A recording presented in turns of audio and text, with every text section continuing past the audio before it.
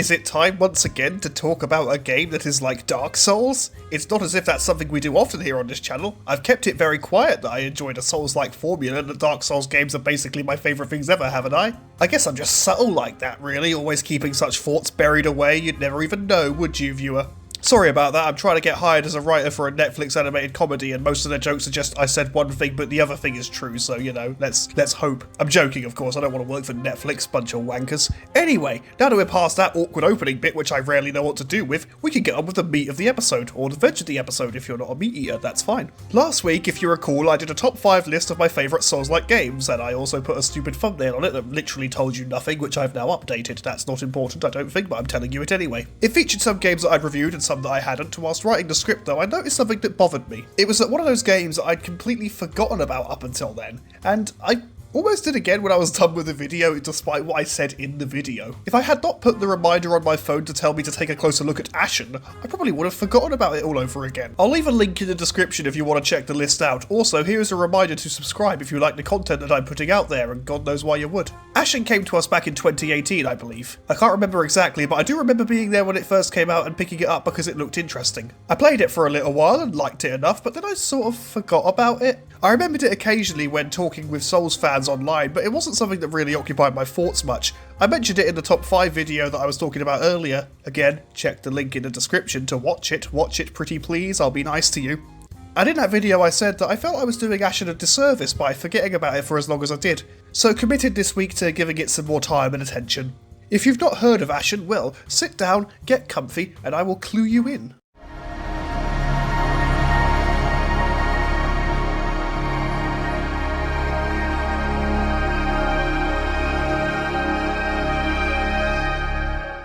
Ashen follows a nameless wanderer who's come to a dying land to witness the birth of the Ashen.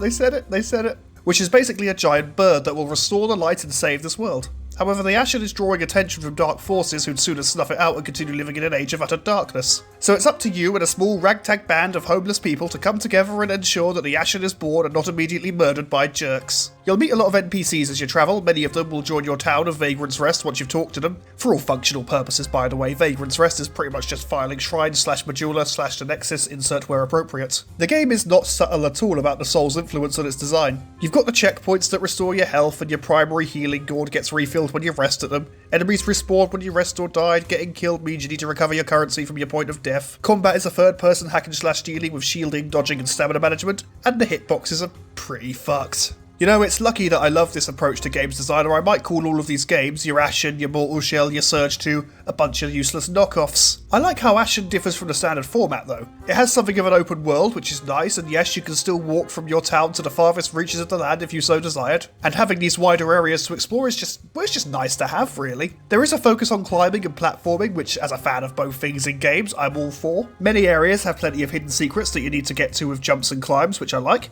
Also, jumping is mapped to triangle, not L3 or something stupid, which again is nice. You've got your standard light and heavy attacks. You can charge your heavy attack for extra damage, which is always good. That one also breaks enemy guard if you do it right, which is lovely. Though I will say the enemies themselves aren't anything special. You've got your standard dogs and your standard bandits and your standard blokes who are slightly bigger but harder hitters, and your peeps with the shield. It's all fine. Nothing needs fixing in that department anyway.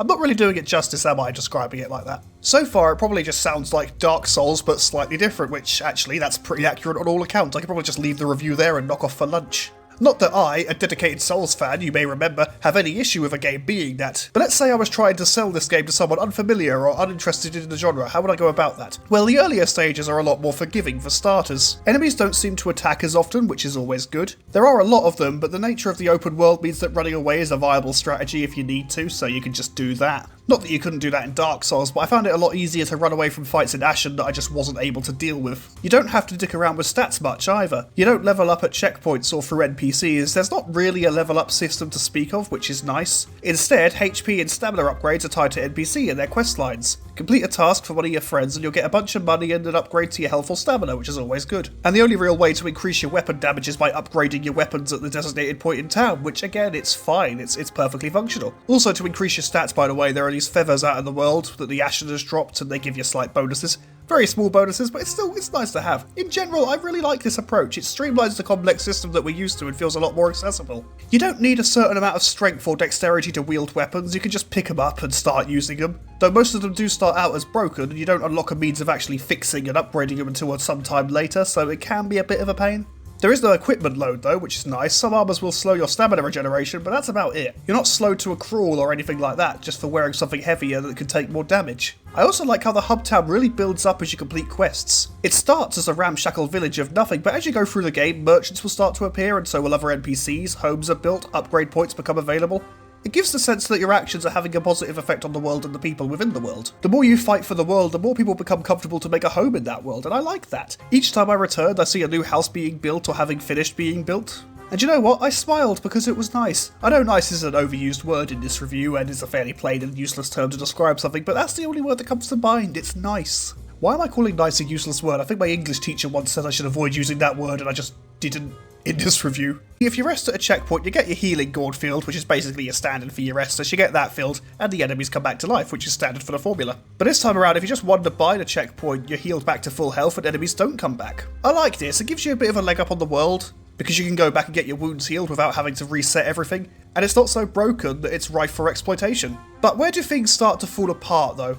Well, it really begins and ends with the NPC support companion you get given. In games, it can be really annoying to have to rely on a half-wit NPC who can just about remember how to swing their pointy stick vaguely towards the hungry bad guy. But do you know what's worse than that? A game that tricks you into thinking you're able to rely on your NPC friend before making them go what I believe is scientifically termed full fuckwit.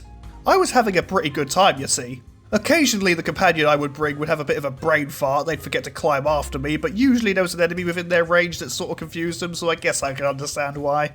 They'd run off, they'd kill the bad guy, then soon enough they'd teleport to where I am.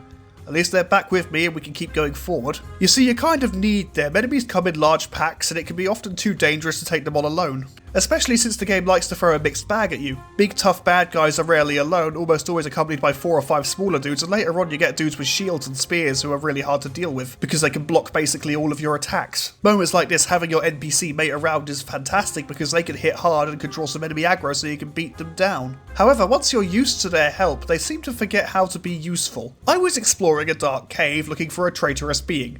It had something to do with the Ashen, I can't remember exactly what because I got quite frustrated. Whilst in this dark cave I needed a lantern to see where I was going and I had to kiss my lovely shield goodbye.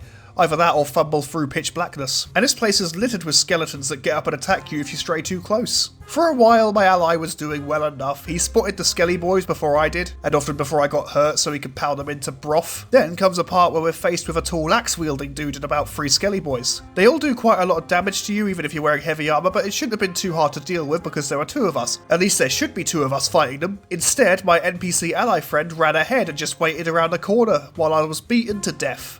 The next time we went in, we got to that bit, I remembered his brain fart and basically worked to lure the enemies towards where he was standing so we could fight them properly. That basically worked. I took a few hits, but we got through it. Then after about 5 minutes of him just standing at the bottom of the stairs, he remembered that, you know, we're sort of on a crucial world-saving mission and finally remembered to follow me. Then later, we encounter a tall dude and whilst killing him, the ally of mine slips off the side of the walkway and falls to his death. I then proceed without him until I get beaten to death, because this area is mostly designed to have 2 people handling its challenges. So after I get beaten to death, I reappear at the checkpoint and we have to go through all that again. Except he doesn't spawn, so I have to keep going back and forth from the checkpoint to get him to finally spawn. Anyway, we get into the cave and we repeat all that again. We get a little bit further this time, but then I get killed by some skeletons, and usually the NPC dude can help you when you're downed. But he then got swarmed and we both died. Now you might not want to blame him for getting swarmed when a lot of enemies are attacking him, but here's the thing, half the enemies didn't even attack him at the time, and he just stood there like a gormless twat. They gave him many openings to either attack them or run to me and heal me, and he took none of them. Anyway, the 3rd time, we're going back through the area. I don't really want to keep doing this, but the other quests seem literally inaccessible until I do so we just gotta deal with it. And early on, he slips and falls to his death while fighting a skeleton. Because it died, but he didn't seem to realise that before he leapt forward into the abyss. So I leave the cave and go back to the checkpoint so we can try again.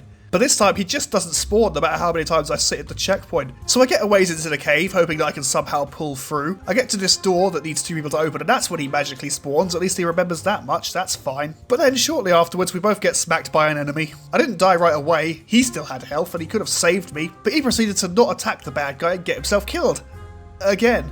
So I ran back in there, got my lost currency and withdrew, thinking I could do something else. I couldn't. There was nothing else I could do. All the currently available side quests lie beyond an impassable wall, and then I died for some reason while wandering around because the game decided I pressed the dodge button when I really hadn't, and it dropped me into a river while I was trying to get some treasure. At that point I had enough. That was when I packed it all in and just stopped playing. All the fun times up until then were good. I was enjoying myself, the difficulty had curved nicely, and the game it had a good feel to it. I enjoyed making progress and completing the tasks. The tasks weren't just find 10 ferrets, and this in some unseeable way helps.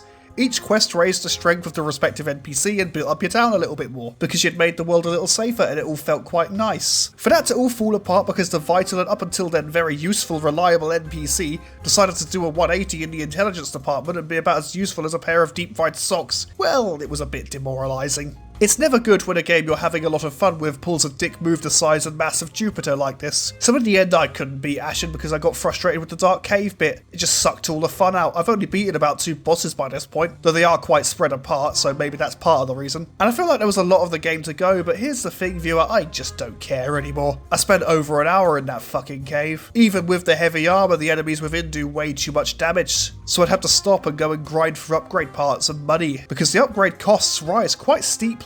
It just became no fun to deal with. So I closed now, thinking that Ashen was pretty alright until the NPC reached the end of their usefulness and just let me die over and over in a dark cave because they couldn't be asked to do it either. Before anyone says anything, I died plenty of times up until that point. I've already mentioned that the difficulty curved nicely, and it did. Tougher enemies joined the fray and I found myself fighting for my life all the time, often unsuccessfully. I'm not very good at a lot of these games I play, I'll admit that. I don't feel any shame in doing so. You don't have to be good at something to like it. And I often still love the game in question. Again, I'm really bad at Dark Souls. My point is thus, just being bad at the game is not the reason that I don't like it.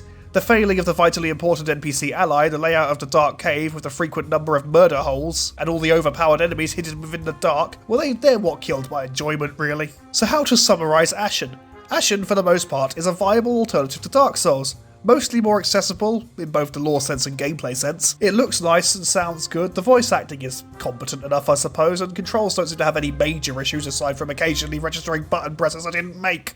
Maybe give it a go, maybe you'll get further than I did, maybe you'll get through that cave that I just couldn't beat and you'll emerge victorious and you get to wave your bum in my face saying, haha, you're a loser. All that said, I'm kind of glad that I quit the game because now I have time to try out Godfall on the PS5. It's a PS5 game. On the PS5. I bet this will be the thing that finally convinces me that the PS5 wasn't just a waste of my money, right? Right? This will be the one, won't it? Won't it?